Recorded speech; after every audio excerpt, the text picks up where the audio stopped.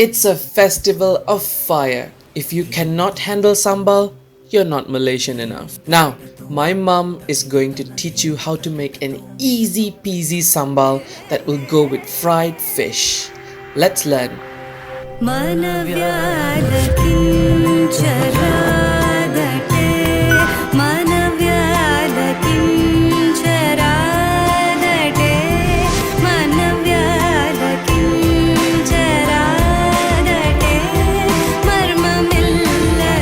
Fish sambal, hot and spicy of course. You will need any fish that you like. I have 6 pieces here, 12 dried red chillies, 1 tomato, 1 chopped onion and 1 sliced onion, 4 cloves of garlic, half a teaspoon of belacan and half asam keping. The first step is really important. Using a pair of scissors, cut the dried chilies like this, and then using your hands just massage the chilies until as much of the seeds can leave the chilies. The seeds cause indigestion, we don't want that, so set that aside.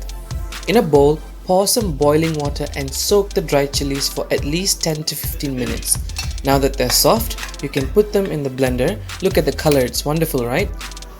Put in the garlic, the chopped onions, your belacan, about 4 tablespoons of oil and a tiny splash of water, and grind that into a fine paste.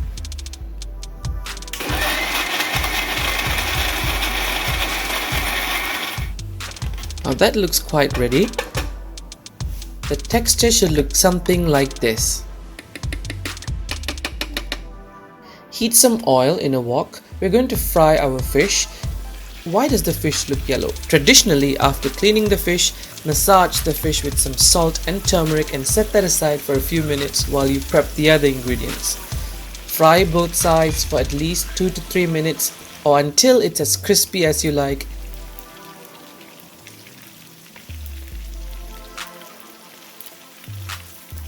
And let that rest for a while. Looks tempting already, right? Heat some oil in a wok, about 4 to 5 tablespoons, and add in the sambal paste.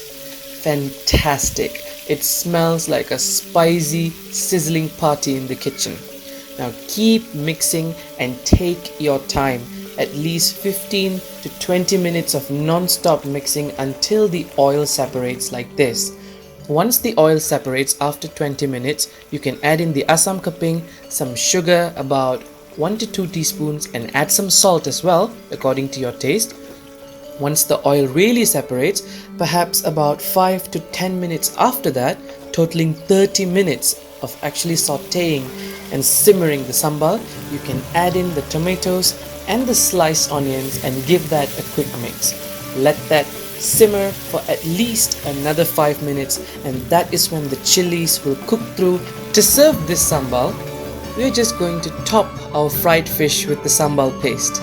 Fantastic fish, and also some nice lumpy sambal with the juicy tomatoes. The onions are fantastic. And I'm serving it today with a bowl of rice, some sambal belacan, and some freshly sliced Japanese cucumbers.